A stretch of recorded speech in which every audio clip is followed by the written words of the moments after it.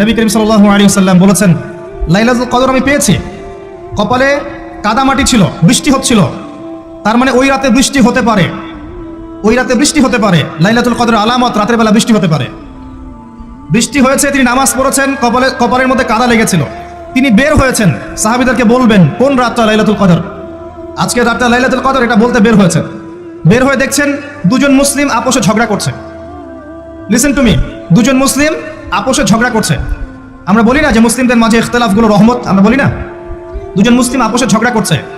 এই কাজটার কারণে আল্লাহ রাব্বুল আলামিন নবী সাল্লাল্লাহু আলাইহি ওয়াসাল্লামের হৃদয় থেকে এই কথাটাকে তুলে নিলেন। তিনি আর বললেন না এক্স্যাক্টলি কোন রাতে লাইলাতুল কদর ছিল, তিনি বলতেই বেরিয়েছিলেন যে কোন রাতে লাইলাতুল কদর ছিল।